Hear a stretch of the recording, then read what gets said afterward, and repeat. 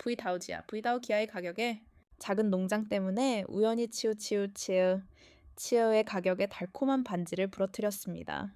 그는 그녀를 대신하여 두 마디도 하지 않았고 보상도 믿지 않았습니다.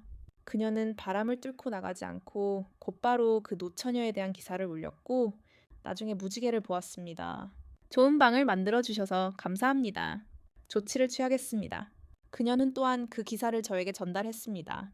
저는 즉시 남편에게 메시지를 보냈고 누군가가 총지배인의 달콤한 반지를 부러뜨렸다는 소식을 들었습니다. 보상금이 얼마인지 많지는 않습니다. 그저 소문일 뿐입니다.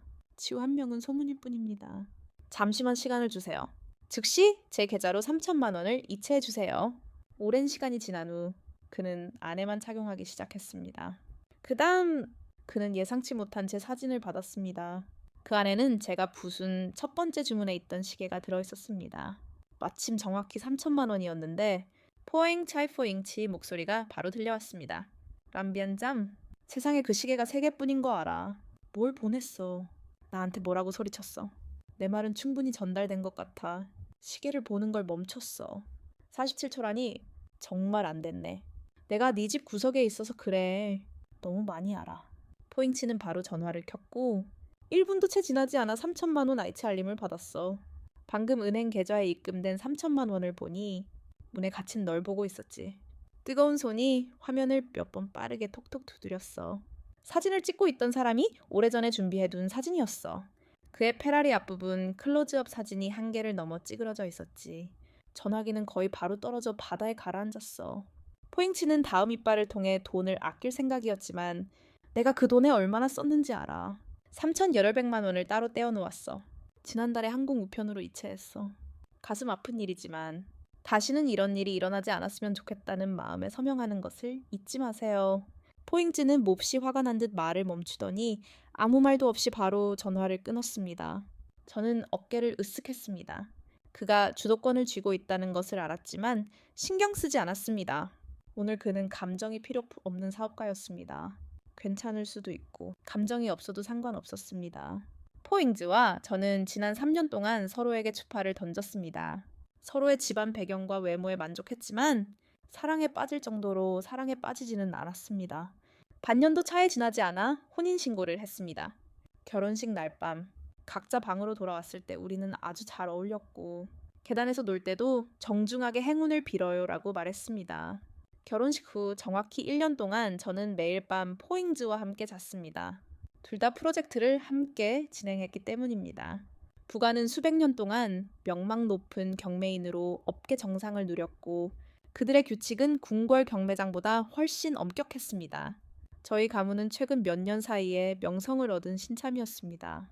예전에는 외국에서 장사를 했었는데 귀국 후 두 사람의 관계는 칼을 내려놓고 부가의 규칙 없이 심지어 약간의 물질적 지원도 받으며 바른 길을 걸었습니다. 그래서 부가가 저를 사랑하든 안 하든 신경 쓴 적이 없습니다. 저희는 사랑을 위해 이익을 포기하는 사람들이 아니니까요. 하지만 그 가짜 여자가 제 얼굴에 자라나 자랑하려 해도 저는 절대 의심하지 않습니다. 제 소유물 단 한 그루의 나무도 가져가는 것을 용납하지 않습니다. 물론 바람의 뜻도 이해합니다. 부가가 이런 분노를 이어갈 사람이 아니라는 것을요. 아니나 다를까. 저는 그곳에 없었습니다. 곧바로 절친한 친구 류샤오에게서 연락이 왔습니다. 위엔전. 오늘 밤부터 당신은 그곳에 얼굴을 묻고 있습니다. 휴대폰을 열고 사진을 봤습니다. 봉은 제게 매우 친숙한 곳이었습니다. 바이스 가문 경매장의 지필구역이었고 지금은 득지형의 조각품에 오랫동안 머물러 있었습니다. 바이스 가문의 경계에 있는 어린 소녀였습니다. 과시하기에는 너무 거만한 사회적 지위를 가진 그녀는 바람 강의에서 이런 종류의 행사에 처음 참여했고 최대한 똥을 먹으려고 했습니다. 어둠의 부서는 휴대폰을 테이블 위에 내려놓고 지불하려고 했습니다. 릭티오의 메시지가 계속 나타났습니다. 이 소녀는 판단력이 넘치는 큰 장갑을 끼고 있었고 당신 가족이 야생을 열기 위해 보상해야 하는 팔찌를 착용하고 있었습니다. 팔찌가 부러졌나요? 휴대폰을 열고 방금 그녀의 사진을 보았습니다. 그녀는 부통령의 손을 잡고 동굴 장면에서 배를 깨는 곤충 떼 앞에 서서 무언가를 먹은 고양이처럼 밝게 웃고 있었습니다. 사진 설명에는 부통령에게 이렇게 밝은 곳으로 데려다줘서 감사하다고 적혀 있었습니다. 가장 눈길을 끄는 것은 손목에 차고 있던 생명의 낭비이자 심장이 필요했던 옥팔찌가 부사장이 부러진 것에 대한 보상으로 받은 것이었다는 점입니다. 반년 전 부사장의 부회장이 시장에 있었는데 자료를 제공할 기회 때문에 실수로 악당과 너무 가까워져서 그 자리에서 해고당했습니다. 그때 부회장은 뭐라고 했습니까? 회사 부회장은 잉크 시장을 모르는 직원은 필요 없다고 했습니다. 지금은 괜찮지만 화장실에서 사진을 찍는 작은 여자 감정사를 탐닉한다면 100원짜리 깨진 옥팔찌 앞에서 그녀가 고통받고 있다는 사실을 온 세상에 알릴 수는 없을 것입니다. 저는 즉시 통화 버튼을 눌러 부회장에게 전화를 걸었고 메시지는 입업 시간 동안 전송된 후 개인 채팅으로 전환되었습니다. 너무 화가 나서 채팅창을 다시 열었는데 한 사람이 메시지를 보냈고 부총괄 매니저가 여자 감정인에게 직접 글을 쓰라고 했습니다. 아내에게 설명할 필요도 없었죠. 그러고 나서 6번째 젊은 주인에게 문자를 보냈습니다. 부총괄 매니저가 메시지를 읽었냐고요. 6번째 젊은 주인의 메시지는 즉시 회신되었습니다. 그는 읽은 것처럼 보였고 답장은 하지 않았습니다. 당신은 아직 재직 중이군요. 저는 부총괄 매니저에게 계속 문자를 보냈습니다. 답장해주세요. 메시지를 봤다는 걸 알지만 이 사람은 여전히 바다에 가는 후배 같습니다. 부총괄 매니저는 여전히 답장을 하지 않았습니다. 성을 찾아간 사람을 마주하고 당신에게 마지막 기회를 드립니다. 그 후에도 당신의 메시지를 보지 못한다면 제가 그 책임을 지겠습니다. 밖에서는 빗소리가 유리창에 부딪히기 시작했습니다. 저는 서재로 들어가 책을 펼치고 시간이 지나면서 약간 누렇게 변한 열전대를 꺼내려던 참이었습니다. 그리고 12장의 사진을 찍어 부총괄 매니저에게 주었습니다. 그에게서 온 메시지는 곧바로 회신되었다. 말린 머리카락 바다야. 너는 뭘 할 셈이냐? 그 직후에 6번째 소년의 메시지도 왔다. 세상에 말린 머리카락 바다라니. 부국장 얼굴이 벌써 어두워졌네. 어서 줘야지. 나는 웃었고 그녀는 그에게 그물을 걷어붙이고 앉아서 즐거운 시간을 보낼 기회를 주었다. 그 일기장은 부국장의 마음속 소중한 사람이 간절히 원했던 것이다. 안녕하세요. 부국장이 16살 때 줬던 일기장인데 마음에 드셨으면 좋겠습니다. 원래는 고백 당일에 주려고 했던 일기장인데 고백하기 전에 둘 다 납치당했다. 포잉치를 위해 애원할 시간을 아끼려고 그랬던 것이다. 포잉치가 납치당해 도적들에게 눈엣 가시처럼 여겨졌기 때문이다. 이 일기장은 그녀가 포잉치에게 남긴 유일한 물건이었고 자신의 목숨보다 더 귀중했다. 이 생각을 하다가 문득 내 사랑이 그 백광과 세 갈래로 나뉘어 있다는 것을 깨달았다. 나는 크게 웃었다. 포잉치는 살아갈수록 점점 더 반항적이 되어 이 끔찍한 대역 배우와 장난치려고까지 했다. 처음 몇 번 더 누르면 손대지 마. 뭔가 있으면 제대로 이야기할 수 있어. 바람은 포잉치가 이 일기장에 대해 몹시 걱정하고 있다는 것을 알려주었다. 나는 다시 눌렀다. 지금 전화해. 한 줄이 채 지나지 않아 전화벨이 울렸다. 밖에서 걱정하는 건 다 됐어. 나는 차분하게 말했다. 수화기 너머에서 금빛 목소리가 들려왔다. 그리고 부회장의 거친 숨소리가 들렸다. 그는 모든 것을 수신하고 있었다. 나는 말하며 외부 경보를 켰다. 잠시 침묵이 흐른 후 외부 경보음이 울렸다. 선녀는 배경에 있는 가짜 라디오를 만지며 그 여자를 비난했다. 강의실 전체가 몇 페이지 동안 침묵에 휩싸였다. 모두의 말을 방해해서 미안하다. 내 목소리는 수화기를 통해 금빛으로 물들었고 호화롭고 엄숙한 강의실로 곧장 이어졌다. 나는 라미나짱 부회장의 아내다. 그때의 풍경을 상상해보세요. 다른 건 그가 신문 케이크를 입고 샴페인 잔을 들고 있었고 모두 그와 함께 본관 쪽으로 고개를 돌렸습니다. 나는 여전히 입가에 가짜 미소를 유지하려고 애썼지만 매끄러운 자물쇠가 울리기 시작했습니다. 나는 나를 보고 이 장례식에 데려갔어야 했어. 나는 여유롭게 말하며 손가락으로 일기장의 금빛 페이지를 가볍게 훑어보았습니다. 하지만 아무런 초대도 받지 못했습니다. 위엔텀, 좀 진정하세요. 포인치는 황급히 말했습니다. 그와 그녀는 평범한 상하 관계일 뿐입니다. 오해하지 마세요. 좀 긴장되네요. 부에게 편도 티켓을 주는 리더가 있을까요? 사실 두 사람 사이에 어떤 더러운 관계가 있든 상관없습니다. 포인치. 당신이 모두 앞에서 그녀를 속이길 바라기 때문입니다. 수화기 너머에서 차가운 목소리가 들려왔습니다. 여기 있습니다. 포인치의 목소리가 낮아지고 이를 악물었다. 유언장은 쓸 수 있어. 일기 중간에 한 페이지를 넘기자 그녀가 읽어주었다. 이 페이지가 그녀가 그를 처음 만났을 때의 이야기라는 것이 기억났다.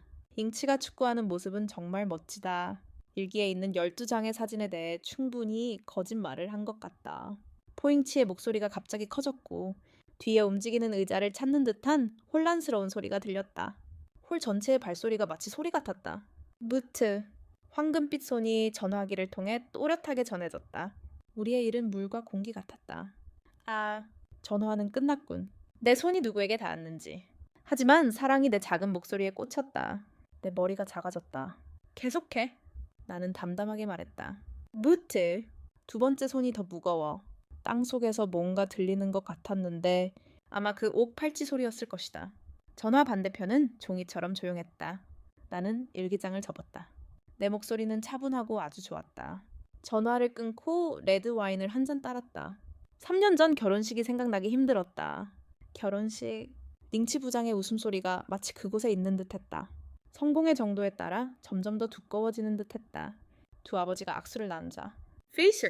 000m를 달리는 듯한 강력한 성공 선언이 쏟아졌다. 그리고 그 자리에 있던 모든 사람들은 아무 말도 없이 암묵적으로 이해했다. 이 무미건조한 사람은 결코 동화 속 인물이 아니었다. 그는 부장이 손쉽게 훈련시킨 완벽한 후계자였다. 나는 링 가무니에서 팔아치운 감정 기계다. 우리는 유리 캐비닛 한가운데 놓인 두 물건처럼 바람에 우아하게 녹음되어 잘 어울린다. 그때 내가 부르던 목소리는 류샤오가 방금 보낸 영상이었다. 영상 속에서 나는 멍했고 푸잉즈는 술에 취해 돌처럼 화를 내며 마음을 바꾸었다. 마지막 영상은 가짜 옥팔찌를 묘사하는 채널에서 멈췄는데 이번에는 전보다 더 심하게 부서져 있었다. 20분 후 목소리가 들려왔다. 모니터 화면을 보니 푸잉즈가 문 밖에 서 있었고 넥타이 번호는 눈에는 너무나 익숙한 폭풍이 스쳤다. 나는 음성 버튼을 보고 전화가 나오기를 기다렸다가 화면을 끄고 잠시 비처럼 그를 내버려 두었다. 결국 소원을 비는 불사조는 자기 자식을 바라는 딸보다 나을 게 없으니까. 샤오는 여전히 만족하지 못하자 바로 오라고 불렀다. 아, 말해두겠는데 네가 그에게 줄 거야. 나랑만 있으면 나도 나를 심는 법을 배우고 싶어. 나는 웃었다. 아무것도 아니야. 네가 그에게 너무 신경 쓰지 않는 한 어떻게 해야 할지 알게 될 거야. 작은 아이가 망가지면 그때 놓아주겠지. 물론 괜찮지 않아. 그녀와 심는 건 내일 어머니를 바라는 사다리야. 함께 자라서 학창시절에 폭발한 이후로 서로 사랑하길 바라. 결혼은 있고 오랜 연애는 이미 연인인데 그런 감정이 생기는 거야.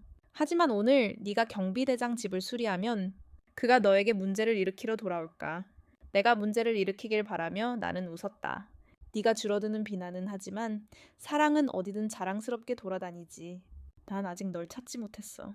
고통의 소리 뒤에서 온몸이 축 늘어진 채 바이스인치에게 돌아섰다. 그의 얼굴은 창백했고 그는 들어와서 내 일기장은 어디 있냐고 물었다. 나는 대답하지 않고 조용히 전화기를 켜고 그의 눈을 똑바로 바라보았다. 우리는 말없이 마주보았고 그는 나를 바라보았고 결국엔 가장 먼저 패배하여 소파에 멍하니 앉았다. 내 말대로 했는데 또 뭘 원하는 거야. 널 평민처럼 보이게 한 거야. 그런데도 지금까지 넌 나에게 설명할 게 하나도 없잖아. 포인치는 입을 열었지만 아무 말도 할 수 없었다. 나는 그가 무슨 말을 하고 싶은지 알았다. 너희들을 붙잡아 두는 건 아무것도 아니라고. 너희들은 순진하고 태평하고 의심할 여지가 없다고 말하고 싶었던 것이다. 그래서 나는 그에게 왜 전에 그에게 조금만 가까이 서 있었다고 해서 그녀를 해고했는지 물었다. 그리고 그녀는 신의 자리를 얻었다. 그게 무슨 뜻이라고 생각해, 포인치.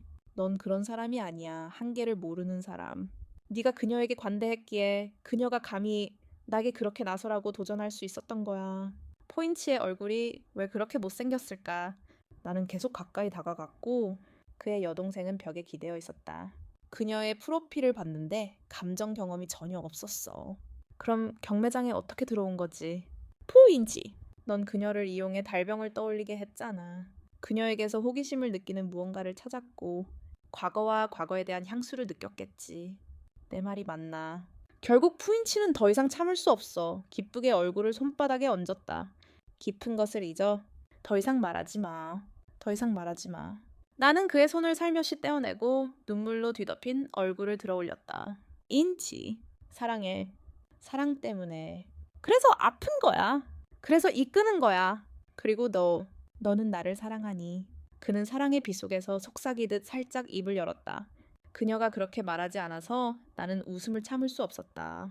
그러고 나서 그는 나를 옆으로 데려가 가장 소중하고 보존된 사인을 꺼내 살며시 품에 안았다. 그것은 내 것이고 기억해야 할 과거이기도 하다. 사랑하니까 내 소중한 편지에 상처는 주지 않을 거야. 하지만 인치, 널 무조건적으로 사랑하지도 않을 거야.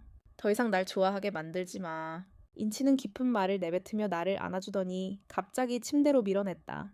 척추를 타고 흘러내리는 듯한 감각에 얼굴을 가눌 수 없게 되었고 그 반응은 그를 자극했던 장면처럼 멈췄다.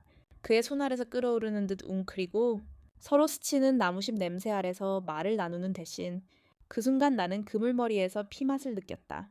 마치 나를 그에게 꽉 안아주는 듯 손가락 마디는 창백해지지 않았고 침대가 그의 손을 쿵쾅거리게 하는 숨결이 깊숙이 느껴졌다.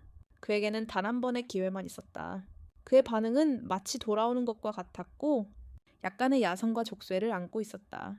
그의 목에서 흘러나오는 약속은 완전히 굳건했고 다음이 없을 것이다. 고객 앞에서 인치의 부관에게 얼굴을 직접 맞은 이야기는 순식간에 사방으로 퍼져나갔다. 그 순간부터 경매장 분위기가 험악해지기 시작해서 아무도 말을 할 필요가 없었다. 아무도 그를 비난하거나 험담하지 않았지만 말을 할수록 그의 눈빛은 점점 더 길어졌다. 그 어색한 분위기는 그의 영광의 시절이 끝났음을 깨닫게 했다. 경매장은 사람들이 서로의 얼굴을 볼 수 있는 곳이었고 그것도 눈으로만 볼 수 있는 곳이었다. 그의 부하가 인치 부장의 책상으로 옮겨지자 그는 주저없이 계약서에 서명했다. 그때부터 소외감은 점점 더 뚜렷해졌다. 수는 감정평가사에서 감정평가사로 강등되었고 급여와 보너스도 크게 변동되었다. 그의 심리 상태는 점점 악화되어 결국 해고 기준에 도달했다. 인치 부장의 대리인이 수에게 계약을 제안하며 자리를 확보하려 했다. 하지만 그가 여전히 새로운 모습을 보여줄 수 있을 거라고는 예상하지 못했다. 그는 농구 골대 문 너머로 경기장에서 멀리 떨어진 곳을 비추며 젊었던 그는 다시 나이 들어 밝은 얼굴로 인치 부장의 사무실로 다가갔다. 그 상황에 직면하기 위해 현대적인 방에 있지 않았다. 하얀 지느러미의 모든 세부 사항까지 거친 천으로 그녀의 얼굴이 튀겨져 다시 늙고 불쌍해 보였다. 그 안에는 국화가 손에서 뻗어나와 있을 곳이 없었다. 그녀가 3일 밤마다 풀려난 자리는 문방이었다. 다시 그 자리는 그녀가 찾아야 했다. 왜냐하면 각각의 얼굴이 당시 수십 번 사진을 찍었기 때문이다. 부총괄 매니저의 목소리는 높았다. 내가 뭘 잘못했는지 정말 모르겠다. 부총괄 매니저는 문 앞에 농구 골대를 세우고 단호하게 서 있었다.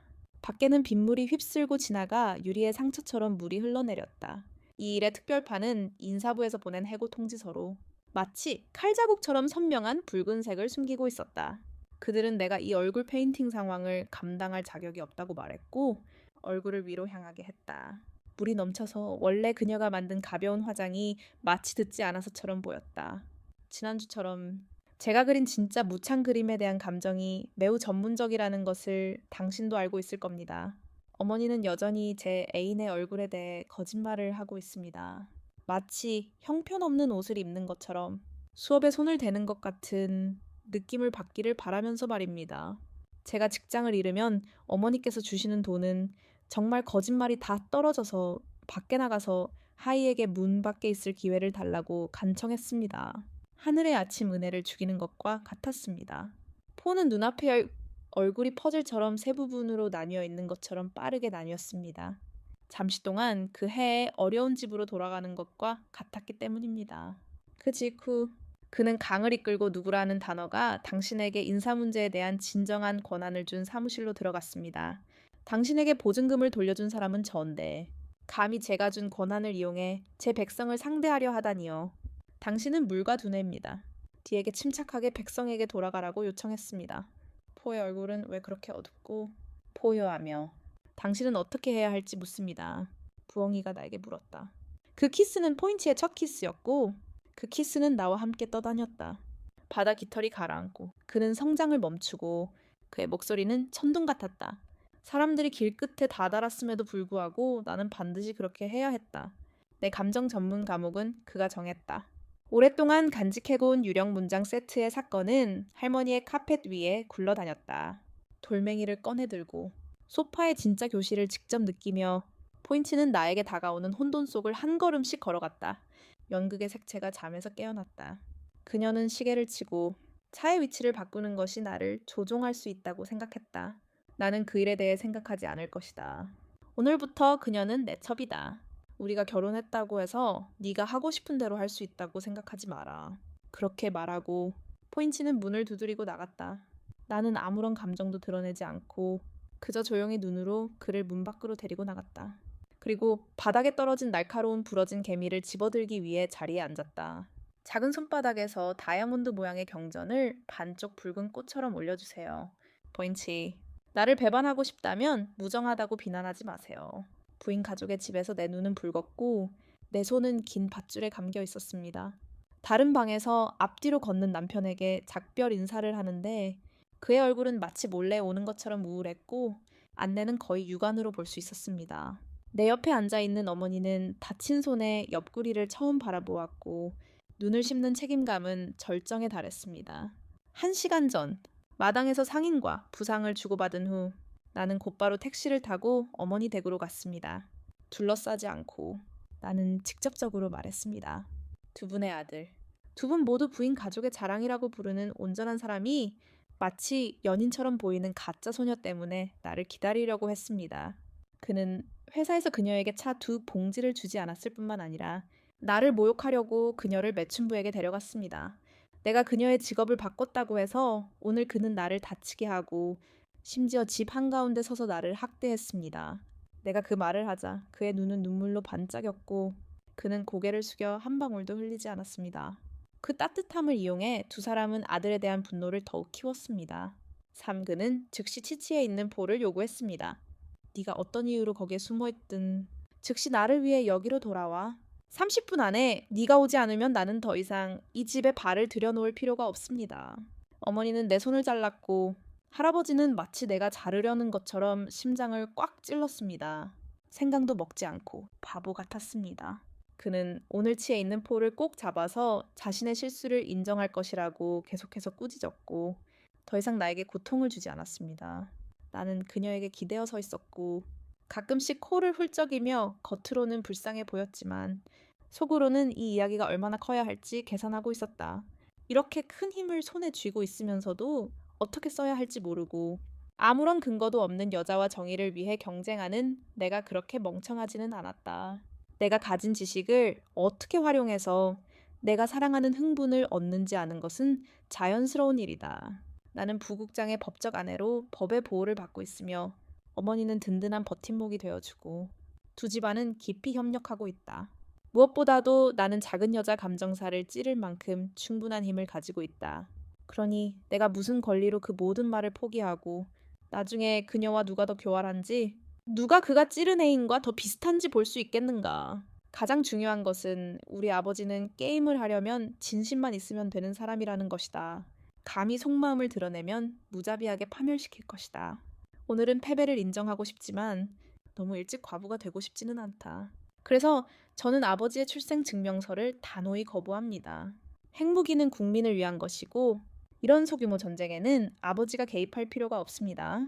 오늘 제가 지면 우리가 그들을 참수할 텐데 당신이 무엇에 애착을 갖겠습니까? 그때는 당신이 무엇을 하든 저는 개입하지 않을 것입니다. 그래서 차가운 얼굴을 쓰다듬느라 바빴던 가짜 호랑이였던 아버지는 잠시 날개 뒤로 물러나 다시 사나운 짐승으로 변했습니다. 30분 후 문이 열렸습니다. 인치가 들어섰는데 그의 얼굴은 서리처럼 차가웠습니다. 그를 보자마자 새 자물쇠를 풀 뻔했고 가짜 무는 소리를 냈습니다. 이 멍청한 동물. 그는 정말로 사랑하는 얼굴을 하고 따라왔습니다. 그가 들어가자마자 인치는 집안에 낮은 기압을 느꼈습니다. 그의 얼굴에도 차가움이 조금 누그러졌습니다. 아빠, 저 연애 중인데 왜 지금 다시 전화하세요? 그녀는 차갑고 버릇없는 소리를 냈는데 지금 무엇이 서로 어울리는 걸까요? 그녀는 낮에는 잘 어울리지 못해. 밤에는 잘 어울려야 해. 누구랑 잘 어울리니? 큰 소리로 말해봐. 내가 입에 넣어볼게. 얼굴에 새겨진 글귀에 그는 자기가 지어낸 말이 아버지에게 그렇게 심하게 비난받을 줄은 전혀 예상하지 못했을 거야. 오빠와 내 얼굴을 그린 만남은 없었어. 그의 대본은 오래전에 폭로됐는데 내가 이미 그녀의 친구 두 사람의 정다운 식사를 시부모님께 가져갔기 때문이야. 게다가 외부인 앞에서 시아버지는 아들의 얼굴을 보여주지도 않았어. 제발 그 후로는 더 이상 얘기하지 말자. 오늘 오후에 하늘이 어머니였을 때 아내를 때렸잖아. 아내를 때려. 비문에 새겨진 글귀의 눈이 마침내 내 손에 묶인 신발끈을 보고 나를 향했어. 그의 얼굴이 금세 어두워졌고 내가 너를 때렸을 때 바다 깃털이 어두워졌지. 개미는 정말 착해. 항상 부모님 앞에서 눈이 붉어지고 따뜻한 눈물이 흘러내렸어. 그래, 그는 나를 때리지 않았어. 그가 말했듯이 시아버지는 즉시 그 자식의 얼굴을 3번 똑바로 때렸습니다. 그 소녀는 그렇게 다쳤지만 그는 자신이 한 짓이며 왕이 먹을 것이라고 말했습니다. 이 처벌은 가볍지 않습니다. 각 자식이 즉시 대가를 치르게 하십시오. 나는 깜짝 놀라 소리치며 재빨리 티슈를 가져다가 코를 닦았습니다. 내 아내 어머니가 내 손을 조금 더 꽉 잡았습니다. 나는 알았습니다. 그 2번의 친밀한 움직임이 이미 그녀를 강화했습니다. 서둘러 손수건을 가져갔습니다. 안녕하세요. 부장급 직원. 이모의 병. 오해하지 마십시오. 무슨 창년지. 코피가 아직도 흐르고 있습니다. 사랑의 얼굴 앞에 서서 족쇄가 사람들이 말하는 것입니다. 나는 그녀와 아무 상관이 없습니다. 그녀는 단지 내 직원일 뿐입니다. 나는 불륜 관계가 없습니다. 분노한 어머니는 손을 들어 탁자 위에 담배꽁초를 맛보았다. 그렇게 물을 뿌린 사랑의 촛불 아래서 나를 먹어치웠다. 아내가 나를 심었는지 팔았는지 봐라. 제가 날아갔다. 미친 짓이었다. 표적은 아니었지만 나는 사랑의 대리인의 얼굴 뒤에서 여전히 고통스럽게 울부짖었다. 어머니는 웃음을 터뜨리며 돌아와 진심으로 사랑으로 이성을 불러냈다. 모두 내쫓았고 그들도 고통스럽다는 것을 알았다. 이제 내가 그를 때리지 않으면 그는 다칠 것이다. 견딜 수 있을까? 끝났다. 사랑의 얼굴은 진정되었다. 그가 너무 가혹했다는 것을 알고 즉시 고개를 숙이며 윗사람인 척했다. 아버지, 어머니, 나... 그리고 사랑의 얼굴은 사실 상하 관계일 뿐이었다. 포인치는 이를 악물고 설명했다. 나는 바람을 피우지 않았고 결백하다. 라메가 부모님을 오해하게 하는 짓을 하지 않도록 하라. 그는 사랑의 얼굴을 손으로 잡았다. 아들의 말. 나를 믿지 않고 외부인의 말을 믿는다니. 부모님이 그렇게 생각하신다면 어쩔 수 없지. 그렇게 말하고는 사랑의 얼굴을 빼내고 문을 쾅 닫고 나갔다. 아버지가 씹는 천둥 같은 소리에 나는 여전히 꽉 쥐고 있던 어머니의 손에서 돈을 조용히 빼냈다. 아빠! 이 지경까지 왔는데 부회장이 아직도 그런 말을 한다면 저는 그를 못마땅하게 생각하고 더 이상 할 말이 없습니다. 더 이상 할 말이 없다면 이혼하겠습니다. 오늘 아침 회사 생산부서로 돌아온 후 사랑의 얼굴이 스프링 가드처럼 나를 쳐다보는 것을 보았습니다. 상관인 사랑의 얼굴이 그녀를 노려보았습니다. 그녀는 이미 회사에서 해고당했는데도 왜 여기 왔습니까? 부회장을 화나게 한 그는 그녀를 다시는 돌아오지 못하게 할 것입니다. 그 말이 도움이 되었고 얼굴을 마주하려던 순간 얼굴이 즉시 변해 황급히 일어섰다. 충분하지 않아. 보옥년. 코아. 나는 그녀 앞에 멈춰서서 위에서 다시 내려다보았다. 그녀는 이제 내 정원 대리인 남티그룹의 부총괄이다. 여기서 판사가 그녀처럼 누군가를 놀리며 험담을 받을 차례는 아니다. 포인치에게 알리고 15분 후에 방으로 오거나 나를 만나러 오라고 하세요. 총괄 매니저는 입술과 거만함이 가득한 목소리를 가지고 있습니다. 보옥년. 부총괄 매니저는 중요한 회의가 곧 있을 예정이며 지금은 당신을 만날 수 없습니다. 아, 나는 당신이군요. 그럼 이혼에 대해 이야기하러 왔다고 전하세요. 15분 안에 그를 보지 못하면 내일 가짜 처방전을 미소로 보여줄 겁니다. 회사 직원들의 입장. 나는 몇몇 총괄 매니저를 가볍게 두드렸고 결국 잘 해낼 겁니다. 푸옥년 총괄 매니저의 의자는 내가 당신에게 더 많이 주었습니다. 그녀가 가만히 앉아있을 수 있을지 여부는 그녀의 능력에 달려 있습니다. 1분 후 포인치가 침울한 얼굴로 방으로 들어왔다. 마침 인사부에 공개적으로 감정을 드러낸 직원 2명을 해고하라고 지시했다. 모두에게 바람을 알리고 싶다. 포인치의 전무이사를 화나게 하면 람티에 가서 더 발전할 수 있다. 하지만 나를 화나게 하면 롱비엔짬은 익숙한 길을 갈 수밖에 없다. 롱비엔짬은 대낮에 회사에 와서 문제를 일으킨다. 도와주세요. 어떻게 하시겠습니까? 포인치가 들어줄 겁니다. 아무 말도 하지 않자 옆에 있던 사장이 서류 뭉치를 그에게 내밀었다. 부사장님, 이건 이혼 소송서입니다. 조건이 마련되었으니 보고 서명만 하세요. 포인치는 앞에 놓인 서류를 바라보며 기대감에 찬 눈빛으로 말했다. 롱비엔짬, 어떻게 해주시겠습니까? 나는 손가락으로 서류를 가리키며 그의 앞에 놓았다. 차분한 목소리로 이혼해주세요. 저를 쳐다보지 마세요. 라고 말했다. 재산 분할은 분명히 적어두었습니다. 두 가문의 공동사업에 관해서는 이혼이 아무런 영향을 미치지 않습니다. 다만 올해 말에 제 몫의 5%를 더 받고 싶을 뿐입니다. 포인치는 매우 엄격합니다. 제 얼굴을 드러냈다고 해서 이혼하겠다는 겁니까? 포인치. 그때 저는 아주 태연하게 말했습니다. 처음이자 마지막이었습니다. 그 작은 감정사를 택한다면 당신을 놓아주겠습니다. 어느 날 그는 검은 머리카락을 하고 테이블에 손을 내리쳤습니다. 제가 불륜이 없다고 몇 번이나 말했습니까? 당신이 저를 믿으려면 제가 무엇을 해야 합니까? 저는 고개를 끄덕였습니다. 그의 눈은 물처럼 차분했습니다. 저는 당신을 믿습니다. 그리고 지금은 당신이 저에게 정말로 잘못한 일이 없다는 것을 알고 있습니다. 그런데 왜 아직도 이혼을 꺼리는 겁니까? 저는 그의 눈을 똑바로 바라보았습니다. 그가 더럽다고 느꼈기 때문입니다. 그는 자신의 권력을 사용하여 직원들을 붙잡고 저 대신 그녀를 진료소로 데려왔습니다. 내 동생은 그 밑에 있었기에 그녀와 함께 있었고 집에 갈 때도 그녀를 데리고 갔지. 그는 그녀의 모든 게시물을 볼 수 있었고 모두가 나에게 상기시켜줬어. 그리고 최근에 한 명 이상의 사람들이 그와 그녀가 너무 가깝다고 말했지만 그는 여전히 못 들은 척했어. 포인치? 난 바보가 아니야. 네가 이런 짓을 할 때 넌 몰래 나를 유혹하라고 말하는 거 아니야. 내가 남자와 친밀해져서 그를 집으로 데려가서 식당에서 애정을 표현하고 그를 데리고 어머니를 만나게 한 다음 돌아와서 우리는 그저 평범한 친구라고 말한다면 어떻게 생각하겠어? 네가 떠날 때 나는 너 앞에서 이혼하기로 합의했지만 나는 여전히 기꺼이 검토할 거야. 여기서 너와 얽힐 방법은 없어. 포인치는 같이 있어. 그는 나를 말없이 바라보았고 나는 대신 그것을 가지고 있어. 그래. 47일이 지났어. 포인치는 그 결혼식 다음날 저녁을 즉시 기억해냈어. 마치 다툼이 없었던 것처럼 그날 밤 우리 둘은 서로를 바라보았지. 하지만 그의 눈을 바라보며 도움을 구했습니다. 너무 생각하지 마. 아기는 내 것이 아니야. 포인치의 얼굴은 열기로 가득 차 있었습니다. 무슨 일로 화내는 거야. 나는 분명히 그의 말을 가로채고 그의 눈은 칼날처럼 날카로웠습니다. 나는 말했습니다. 내 것이 아니라고? 나는 그의 말을 가로채고 그는 내 뱃속의 아기를 받아들였습니다.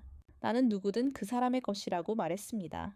간단히 말해서 그것은 당신과는 아무 상관이 없고 나만의 것이니 그것을 놓고 싸우려 하지 마십시오.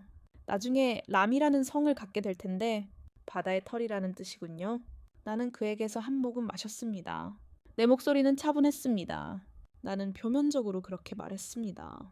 포인치. 내 아이는 하루 종일 첫사랑을 잊지 못하는 사람은 필요 없고 항상 부하들을 꿈꾸는 아버지는 더더욱 필요 없습니다. 그래!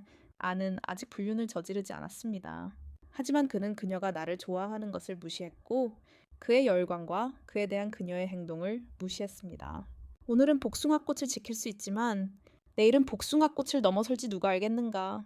포인치? 나는 그를 너무 세게 때릴 수 없고 너무 세게 때리고 싶지도 않다. 뽕나무가 거의 익을 때까지 기다리지 말고 잡초가 처음부터 자라지 않았을 때 뽑아라. 나는 이 아이를 위해 어른인 척할 것이다. 그는 단지 내 아이일 뿐이고 너와는 아무런 관련이 없다. 내가 말했잖아. 넌 이미 망쳤어. 나는 더 이상 네가 필요 없어. 포인치? 이혼하자. 결국 포인치는 이혼 서류에 서명하지 않았다. 내가 대문을 나서자 표정을 바꾸고 따라갔다. 무인... 돌아서 좀 봐요. 그녀는 나를 막지 않았다. 나쁜 짓은 아니지만 취하지도 않은 얼굴로 좀 이야기 좀 할 수 있을까요?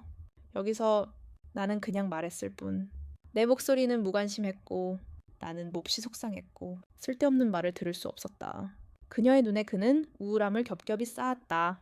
외부인. 그냥 오해였던 것 같아요. 저와 부점장은 정말 아무것도 없어요. 그냥 멈췄어요. 나는 그녀의 말을 바로 무시했다. 그런 말만 하고 싶다면 듣기 싫다. 나도 표현이 있고 누구나 자기만의 계산이 있는데 당신이 가장 미운 건 모든 계산을 너무 노골적으로 과시한다는 거야. 사람들이 못 볼 정도로 약한 척하는 사람이 제일 눈에 띄어. 아무리 봉사해도 매일 그 손을 다치게 하고 주변 사람들이 항상 기억해 주기를 바라서 무시하려 드는군. 포인치의 눈에 그녀는 누구에게도 쓸모없는 특별한 존재였다. 친구들에게 그와의 친밀한 관계를 과시하는 건 둘 사이의 친밀한 관계와 다른 사람들이 갖지 못한 특권을 과시하기 위한 게 아니었을까. 바람에는 기복이 있고 자신의 모습이 부적절하다는 것을 그녀는 알고 있었지만 그의 마음이 어디까지 갔는지 시험해보고 싶어서 뻔뻔하게 그곳에 머물렀다. 정말 아무 생각도 없었다면 가까운 부하들과 함께 회사 사무실에 서서 CEO를 정복하는 비법을 노골적으로 지시하지도 않았을 것이다. 왜 톰마의 마음이 갑자기 바뀌었을까? 왜 그런 것만 알고 있을까? 나는 여전히 CEO의 아내라는 사실에 한숨을 쉬었다. 그리고 그들은 들은 모든 것을 기꺼이 내게 털어놓았고 아무도 비밀로 할 이유가 없었다. 톰마의 마음은 이미 망가졌고 그녀는 웃음을 터뜨렸다. 그래서 귀는 여전히 부사장과 이혼하고 싶어 했다. 나는 입술을 삐죽 내밀었다. 그는 이혼 서류에 서명했나. 그는 존엄성을 잃었지만 그의 사랑은 그의 자신감을 높여 노골적인 승리를 안겨주었다. 그래서 그는 혼자 살더라도 서명할 것이다. 내가 그와 이혼하면 당신이 정말 그 자리에 오를 수 있을까요? 그를 돕기 위해 무엇을 할 수 있을까요? 저처럼 정상에 오를 만한 탄탄한 배경을 가지고 있나요? 그가 더 시장을 확장할 수 있도록 도와줄 인맥이 있고 강력한 집단과 연결되는 모습을 보면 그에 대한 확실한 보상이 있어야 합니다. 그의 품위와 사랑은 차분했고 목소리는 여전히 달콤하게 들렸지만 저는 그의 잃어버린 첫사랑과 매우 흡사했습니다. 그가 과거에 들었던 아름다운 추억을 찾도록 도울 수 있었습니다. 아무리 큰 소리로 말해도 참을 수 없었기에 당신은 당신의 입으로 당신이 그저 대체물일 뿐이라고 인정하려 했습니다. 당신도 알다시피 당신은 그가 언제든 지루해야 할 가짜입니다. 인치 매춘부가 당신을 보호할 수 있다면 그가 지켜낼 수 있는지 시험해 보도록 하세요. 저는 여자들을 차갑고 상냥하다고 부르지 않습니다.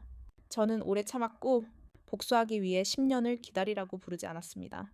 저는 빨리 문제를 해결하는 것을 좋아합니다. 사랑에 빠지면 즉시 경계하지만 경계할 때는 그냥 뭔가 하고 싶을 뿐입니다. 당신에게 주도권을 주지 않을 겁니다. 나는 침착하고 내 목소리는 차갑고 무관심해. 안심해. 아무것도 할 필요 없어. 그냥 사람들이 너에 대한 좋은 소식을 퍼뜨려서 경매와 감정계 전체가 내 이름을 알게 하겠지만 넌 그냥 거짓말쟁이야. 곧 인치가 압박감을 느낄 거라고 믿어. 그 후에 널 어떤 하위 부서로 보내서 아무것도 하지 않고 앉아있게 하거나 아니면 더 잔인하게 널 해고할 거야. 결국 너 스스로 상금의 표절이라고 인정하려고 했잖아. 네가 정말 그가 사랑했던 첫 번째 여자였다면 난 아마 이길지도 확신하지 못했을 거야. 하지만 넌 아니야. 넌 그가 잊기 위한 대체물일 뿐이야. 생각해봐. 인치 같은 남자에게 가짜 물건의 가치는 얼마나 될까? 아, 맞아. 나도 좀 그랬어. 사람들을 떨게 만드는 아주 무해한 미소를 지었어. 내가 그녀에게 말하지 않은 게 하나 더 있었어. 휴대폰을 꺼내 동영상을 열어 그녀에게 보여주었습니다. 이 강아지는 그녀가 몇 년 동안 키웠고 특히 매일 사람 산책시키는 걸 좋아하는 강아지죠. 방금 제 차가 망가졌습니다. 아마 곧 보상받을 겁니다. 진심으로 사과드리지만 고통 속에서 계속 살아가기를 바랍니다. 그렇게 말하고는 사람을 만들고 떠났습니다. 회사 앞에 굴욕을 당한 그 사람의 얼굴은 퉁퉁 부어 있었고 옷은 완전히 망가져 있었습니다. 이번에는 6번째 어린 소녀가 이렇게 강해서 고등학교 시절 그 사람의 얼굴에 대한 어두운 이야기조차 완전히 망가질 줄은 정말 몰랐습니다. 고등학교 시절에는 경비를 서야 했기 때문에 경비를 서야 했습니다. 헤어진 후 그녀는 야간 근무를 했습니다. 어느 날 리셉션에서 스승님을 만나 공부를 하게 되었고 정식 학위를 받는 대가로 그의 애인이 되었습니다. 그 스승님과의 계약이 끝난 후 그녀는 채용센터에서 부서장을 만나 회사 내부 면접에 무사히 합격했습니다. 그리고 그녀의 얼굴이 포엔치의 잃어버린 첫사랑을 닮아 운 좋게도 그 옆에 감정사로 채용되었습니다. 이렇게 완벽한 이력을 가지고도 항상 제 편이 되어주던 육촌이 어떻게 제 이름을 알릴 기회를 포기할 수 있었을까요? 단 일주일 만에 육촌의 아내의 강력한 전투력에 의지하듯 토의 과거는 낱낱이 드러났습니다. 사방을 뒹굴며 부관 가족이 싸구려 물건 때문에 아내를 다치게 구타하고 심지어 강제로 결혼까지 시켰다는 사실을 모두가 알게 되었습니다. 제가 옷을 갈아입자마자 부관 가족은 즉시 싸움을 시작했습니다. 노부관과 노부인은 더 이상 말을 잇지 못했습니다. 특히 아이를 데려왔다는 이야기를 확인한 후 인사부에서 시체가 퇴원했을 때 더욱 그랬습니다. 그녀는 더 이상 참지 않았습니다. 부관 인지를 만나는 것은 그녀의 삶의 끝이었습니다. 이에 경비원은 계속해서 그녀를 끌고 다니며 정보를 요구했고 심지어 방해손까지 압수당했습니다. 나는 그러지 않았고 늙은 보안관과 노부인은 보안관 아인지를 따라 문까지 가서 허락을 구하며 내가 용서해 주기를 바랐다. 내가 너무 많이 서명하면 아버지는 뺨을 때리며 나를 꾸짖었다. 내 딸이 변했다는 것을 알고 설탕값을 기억할 때마다 허락을 구하러 왔으니 당신들은 이미 전에 다 주사를 놓았을 것이다. 당신 아들인데 당신 같은 아내가 어떻게 냄비를 관리하지 못할 수 있겠는가. 내 딸의 문지기인 삼류 직원에게 우리 램 가문이 어떤지 보여주시오. 확실히 그 위로 기어 올라가는 거야. 그 어린 소녀가 당신 아들의 목숨을 구한 첫사랑이라면 나는 아직 기어 올라갈 문이 몇 개 더 있다. 그런데 당신은 내 딸 앞에서 가짜 문을 난동으로 내버려 두었잖아. 너희들은 린 가문을 괴롭히기 너무 쉽다고 생각해. 내 딸이 오늘 내 그 짐승 같은 아들과 이혼하지 않으면 내일은 네 아들의 새로운 애인이 될지도 몰라. 우리 린 가문은 그렇게 운이 좋지 않아. 제발 내 딸을 놓아줘. 그리고 그녀 뱃속의 아기는 부 가문의 후손이 아니야. 안녕, 아들아. 나는 내 아들이 내 아버지가 될 필요가 없어. 아버지는 귀족의 가면을 벗었고 부 가문과 부인은 얼굴을 붉히고 부끄러움에 다가왔다. 하지만 뱃속의 손자를 내게 줄 때가 되자 그들은 여전히 총알을 물고 부연지를 용서하기 위해 목소리를 낮추고 부 가문에 기회를 달라고 간청했다. 그것은 단지 내가 아직 면목이 있는데 그가 그것을 감사하는 법을 모른다는 것을 의미한다. 지금까지 나는 그에게 더 이상 기회를 줄 생각이 없다. 왕실 부수장은 제가 결심한 것을 보고 몇 달 동안 저를 데리고 다녔고 결국 이혼 소송을 받아들일 수밖에 없었습니다. 이혼 소송을 받으러 민사 사무실에 간 날 그는 토마틴에 대한 최근 좋은 소식을 알려주었습니다. 그녀가 다른 지방의 큰 보스와 엮였다는 소식을 들었습니다. 보스가 보안을 제대로 하지 않아 공식적으로 발각되었을 뿐입니다. 위원은 체면을 잃을 정도로 구타당했습니다. 그 후로 토마틴의 위원은 완전히 사라지고 소문을 퍼뜨렸습니다. 아니, 첫사랑이 태어났으니 주사를 맞는 것과 같았습니다. 임신 10개월 후 어느 날 저는 아이를 낳았고 건강한 아기를 낳았습니다. 병실에서 부수장과 부인은 어린 시절 왕실 부수장의 사진을 들고 있었습니다. 빨갛지는 않았지만 같은 곰팡이로 인해 무거운 아이를 보고 감동의 눈물을 흘렸습니다. 두 사람에게는 달콤한 음식이 주어졌고 나와 내 아이와 함께 병원에 입원할 정도로 구타당했습니다. 그 후 바이스 가족의 세 식구가 하루에 3번씩 우리 집에 와서 문을 닫지 않고 여러 번 먹었고 여전히 지루해하는 법을 몰랐습니다. 람수추는 1살이 넘어서 걷기 시작했을 때 그녀는 할머니 말을 물로 부르는 법을 알았고 온 가족이 약간 시끄러웠습니다. 나는 할머니의 방문 제안을 거절하지 않았습니다. 어쨌든 수추를 사랑하는 사람이 많아지는 것은 그녀에게 나쁜 일이 아니었습니다. 수추가 할머니를 부를 때마다 할머니는 그녀를 상심하게 꾸짖었습니다. 할머니를 부를 때마다 인치의 아내는 말을 할 수 없었고 그녀는 그 자리에 갇혔습니다. 나는 수추에게 그녀가 할머니가 아니라고 가르쳤기 때문입니다. 인치의 아내는 수추가 그녀 없이는 살 수 없다고 말하면서 내가 그녀와 결혼하기를 바라며 수추가 그녀 없이는 살 수 없다고 말했습니다. 하지만 난 그 모든 걸 거부했어. 사랑이라는 측면에서 단 하나의 사랑은 나중에 수많은 상처의 토대를 쌓는 걸 의미해. 하지만 난 예전에 내 돈을 남의 손에 쥐어주는 버릇이 있었어. 안택에 말했듯이 그게 처음이자 마지막이었지. 이제 내 사과는 필요 없어.